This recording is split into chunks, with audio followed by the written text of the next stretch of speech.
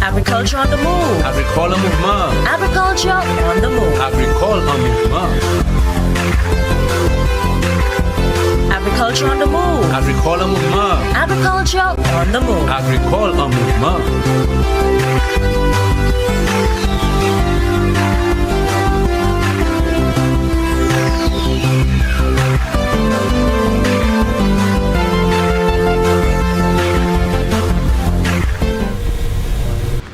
Hello again, St. Lucia. Welcome to the program, Agriculture on the Move. My name is Philip Sidney, your host. Today we are discussing cocoa production in St. Lucia. As you are well aware, for many moons, St. Lucia has been in the production of cocoa, especially in the zones where it is grown, in Soufrière predominantly, and of course it is scattered around the island, in Dennery and Mico and those other places. It has been an exportable item for many moons. I can recall when we had the St. Lucia Agriculture Association, they were exporting cocoa, the dry beans, to the UK. It is still a big thing here in St. Lucia. For those of you who don't know, the Ministry of Agriculture, in their work program, there is a 3-year program for the rehabilitation of the presently grown cocoa farms here in St. Lucia, and also to establish some new acreages. But today we are dealing specifically with Hotel Chocolat. I'm sure you have heard that name before. And of course, they are established on an estate called Rabot Estate in Soufrière. This estate has been in operation for a very long time, producing cocoa. And with me today, Mr. Martin Gaspar, who is the Cocoa Sustainable Manager at Hotel Chocolat in Soufrière. Welcome to the program, sir. Thank you, Mr. Sidney. Thanks for the invite. Great. I know, I think 2007 or somewhere around there, a company came to St. Lucia, called themselves Hotel Chocolat, and they established themselves on the Rabot Estate. And the main component was the production of cocoa, and of course they built a hotel there, okay? I know they also use a lot of their cocoa derivatives at the hotel, etc., and they also export. So let's go back a bit. Give us the main objective of the Hotel Chocolat as far as the production of cocoa is concerned. Okay, one of the main aims of Hotel Chocolat is to revitalize the cocoa industry on island and to triple or increase yield in terms of cocoa bean production on island. Okay, and that they have been able to do for how long? From since 2007 we started the Island Growers program till now, so that's about it's quite a long time. Yeah, it's quite a long time. Very good. Okay, so the program, what you'll do now, I mean, apart from your the estate producing its own cocoa, which is about how many? About 107 acres? Yeah, we have 140 acres, the entire farm, but we have about 15 hectares under cocoa production. Okay, great. Yes. And so you all decided you all were not getting enough cocoa beans from your estate, and you all needed more. Needed more to do what? Okay, so to meet the whole, number one, we needed the extra cocoa beans to meet the hotel's demand for our cuisine, our products, and also there was increased demand from our head office in England to use in chocolate production over in the UK. Okay. Yes. So you all started that drive. So tell us about the drive that you all began so many years ago. Okay, so in our Island Growers program, it's basically we buy cocoa from farmers. So if you're a cocoa farmer and you come with wet beans, we buy that from you. Okay, so presently we have a standard rate of 7.17 per kg EC, that is, and our loyalty rate of 8.82 per kg. The loyalty rate is for our consistent farmers. Okay. Along with that program, we also provide technical support, so we have trainings, at least 2 to 3 trainings per year, and we also have a little farmer gatherings to like little mixers and so on to engage our cocoa community. Okay, so you all work in tandem with the Ministry of Agriculture. Right. Okay, so because as I'm sure you are aware, we have a cocoa program, which I suppose is for 3 years. Yes. The rehabilitation of present cocoa estates and also the establishment of new crops. Right. Okay. So how does that work with you all? I mean, do you all have a program together? Are they working together with your farmers? How is that working? Yes, some of our farmers are under that rehabilitation program. This program, as you may know, is spearheaded by Mr. Eloy Alexis. Correct. The program has ended, but that program is in now the input distribution stage. Okay. So some of our farmers who had the chance were able to capitalize on that. However, we are working closely with the extension to help us to join new farmers and to extend our trainings. So in the future, when we're going to have certain trainings, this will be done in conjunction with the extension officers. Right, because we realize if we try to do everything on our own, it won't work. So it's better to work alongside the extension officers who have a better lay of the land. Okay, so you all have farmers around the island, right? Yes, from north until the south. Okay. Yeah. All right. So how many farmers are you all working with presently? Presently, we have between 60 to 70 farmers in our Island Growers program. Okay. Yes. So how does that work? So I was taught one time you all give them plants, or how does that work? Yes. So sometimes we distribute, but usually when you join the Island Growers program, we give you grafted plants at 2 EC per plant to start up or to expand on your cocoa operations. Okay. Yes. And then from there, do they put in all the inputs, all the fertilizer, all the pest management? How does that work with that? The farmers, after we give them the plants, they plant and basically carry out the production aspects. And after when it's time to harvest, they have a guaranteed market to come back to sell to us. Okay. Yes. Okay. Yes. Okay. Yes. All right. So the plants are being sold at a subsidized rate? Right, at a subsidized rate. Okay. Now our plants, these are grafted.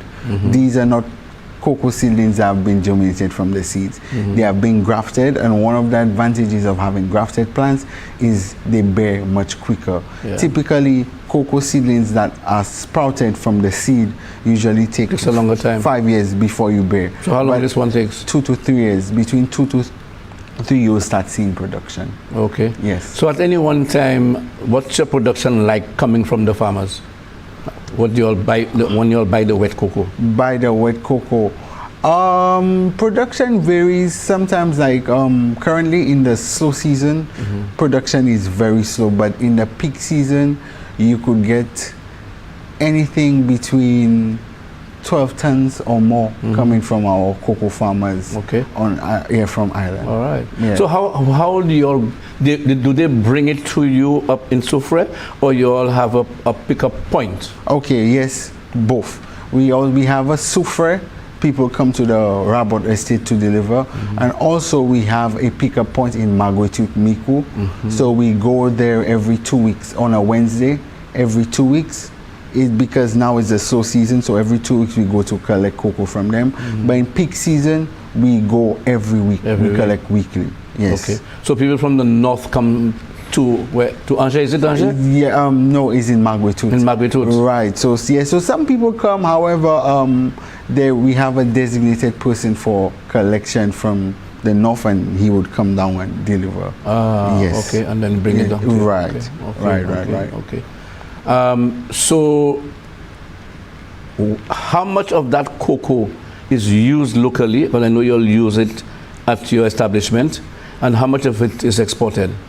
I can give you about the exported figures. Exported figures, like last year, we exported about 9 tons of dried cocoa beans to the UK, to Hotel Chocolat in the UK. Okay. Yes. And then they process it into chocolate. Right. So some of the items you would get, we have in the UK, there is the Better Way bar.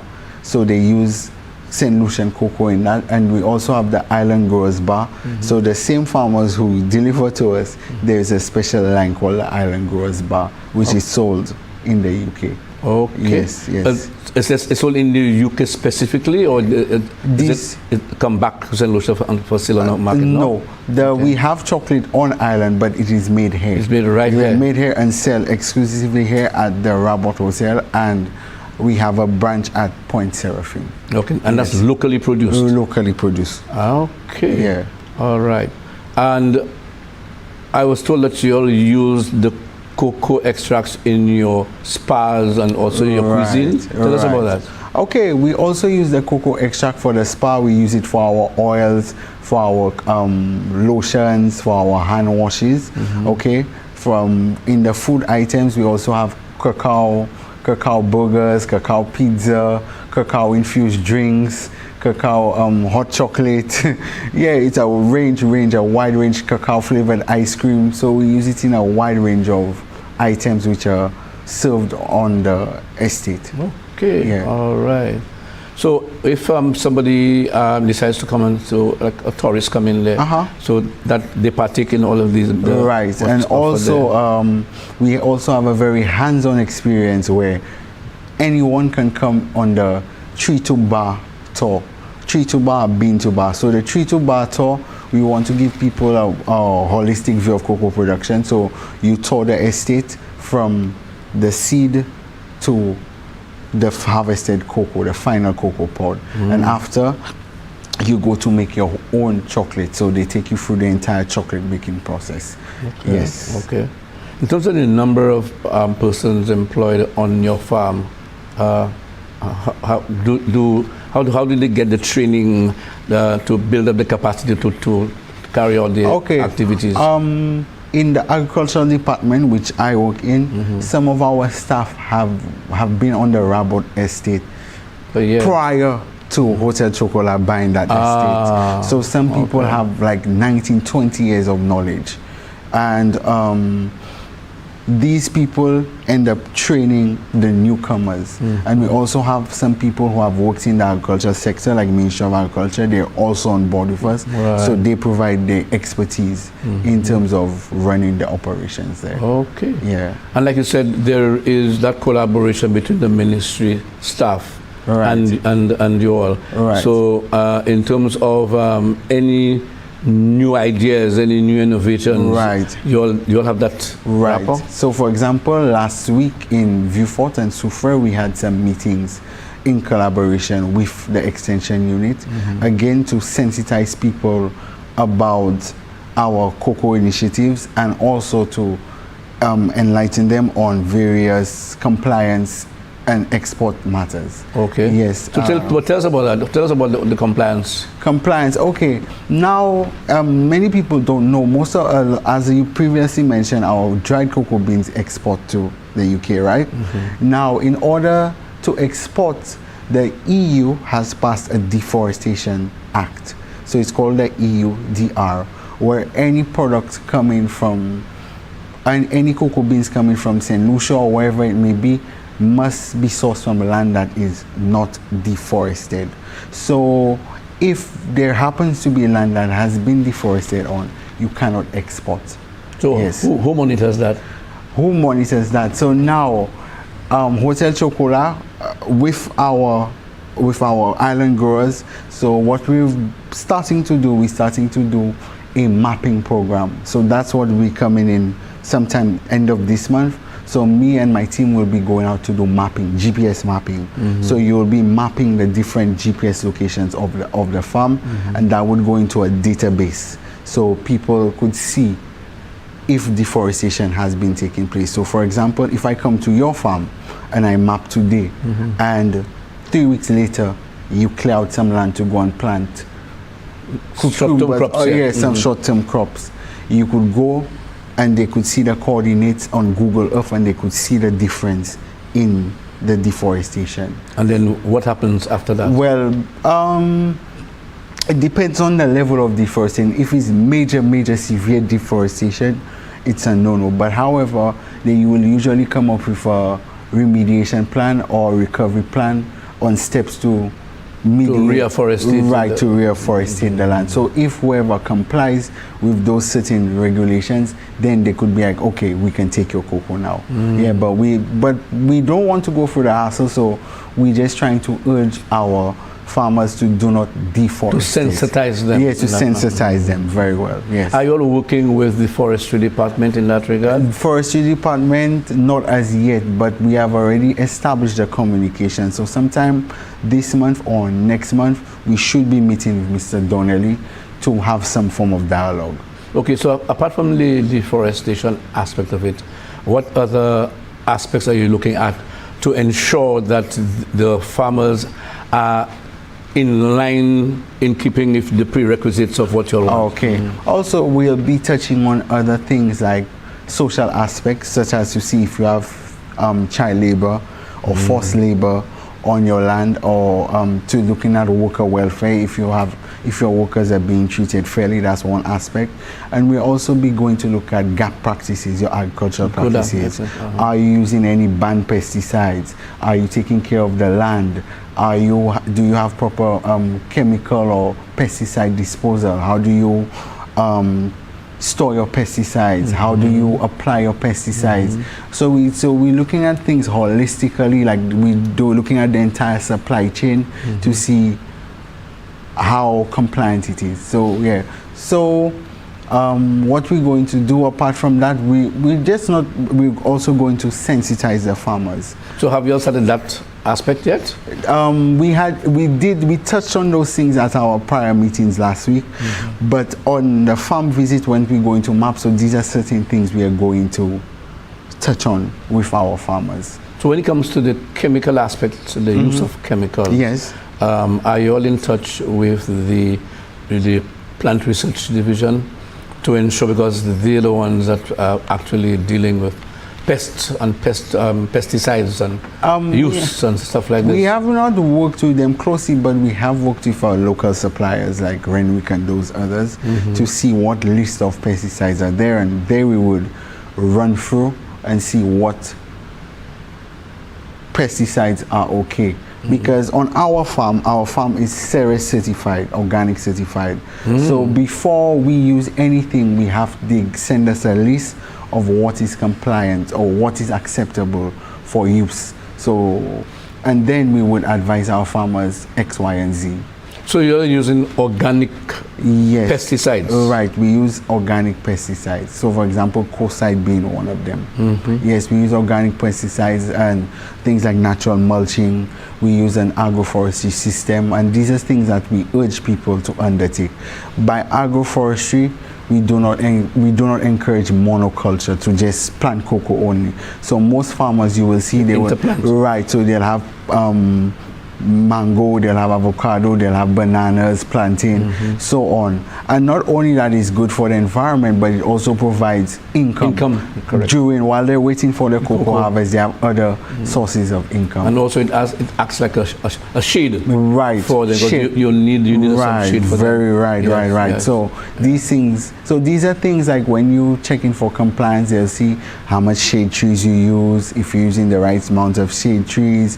They look at your soil health in terms of, are you using compost or manure to maintain soil health and so on. Yeah. Okay, so that's what you are using on your farm in Rabot. Yes. Okay, is that replicated on the others? I can say to a good degree, yes. Some of the farmers do still use NPK and urea, but most of them do use organic principles. So most of them, the coconut husk, they will let it decompose. The cocoa husk, they'll let it decompose and reuse it, or they will have like leaf litter to act as a natural mulch. So in my visit on our farms, the farmers do use some of those principles. So there's no what you see weedicides being used on those farms? Weedicides, most farmers use what you call those hand cutter, the weed machines. Right, because sometimes they, as I said, they have other things intercrop. So if you're using weedicides, it might drift off and damage the what else you have planted. Yes.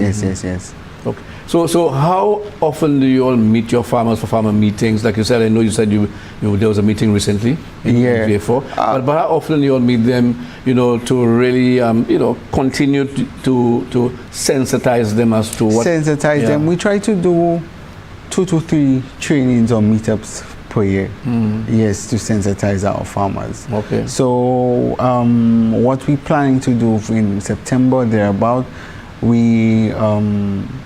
a team from the UE Cocoa Research Center is coming down to address disease management and grafting techniques. So that's what we're trying to organize to get our farmers on board to join that training. So do you all have a tech pack for cocoa in terms of all the agronomic practices, as from land preparation, planting, pest management, fertilizer? Well, again, you said you use organic. You have all of that. Is that in what we call the Bible? A Bible. Yeah. If all that information. All that information, we do disseminate that information at trainings, but presently there's nothing written. Yeah, there's nothing written like a wholesale chocolate handbook for farmers. Not at the moment. We have discussed about it, but it is something, it's not present at the moment, something you get offhand. Okay. Yes. Okay, but of course the extension officers are there to give you all some backup. Yes, right. So that's why we try to, because they themselves have a wealth of knowledge. So I always believe in collaboration. Some, I know some, we come together and we help out one another. So the extension officers are of good help. Okay. In terms of the quality of the beans that you all buy, okay, I know, for example, if you buy wet cocoa. Right. Not until it is dried, then you all would again go through another quality selection. Yeah? Right. Okay. How, after that happens, would you all know if there is a problem with the quality of the cocoa? Can you identify what farm it came from? We have batch IDs. So whenever we like, for example, if whoever we collect the cocoa, we put them to dry, we also have batch IDs so we could trace. And I'm happy you mentioned that, because one of the compliance principles has to be traceability. Correct. So whenever we're doing our audits, they're going to see how can we trace which cocoa came from where, or which batch came from where. So that is something we do have. So the cocos are always in batches and dates, and it's stored in our computer, so we know that cocoa came from where. Okay. Yes. But have you ever had a problem with any farmer with the quality of cocoa? No. So because with our farmers, before we take any cocoa, they always harvest 48 hours for most, 2 days before. We don't take anything longer than that, because the longer the cocoa has been stored before it's delivered, it affects the quality. The fermentation process. Right. Yeah. So that's the reason we buy wet beans, because we control the entire process to our liking. Okay. So before, if anything exceeds 48 hours, no. But if it's within the 48 hours, some farmers pick 2 days before, some farmers pick the day before, and that is okay. So what's the ideal?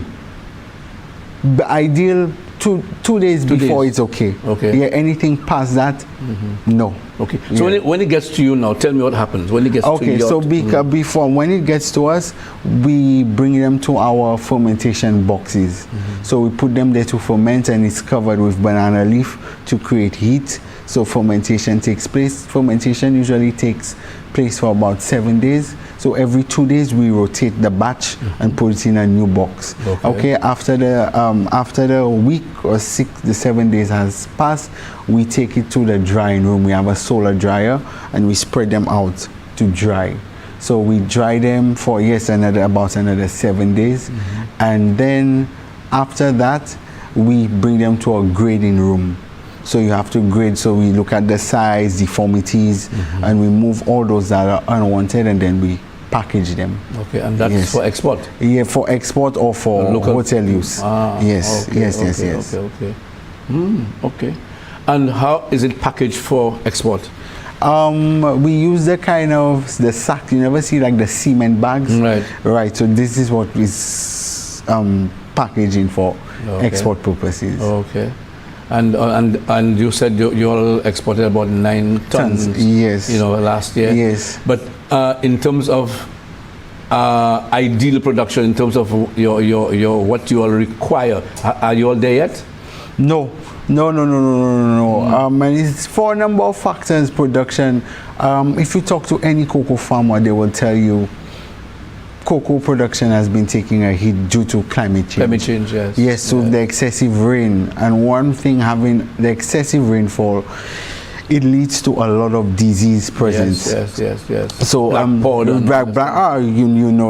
pod is one of the main things giving farmers a big hit. Okay. Also, sometimes water availability with the dry spells and all that. Yes. So farmers, a lot of farmers, some of our best cocoa farmers have been telling us they have been seeing a decline compared to, like, let's say 5 or 10 years ago. Climate change is playing a major role in that regard. Right.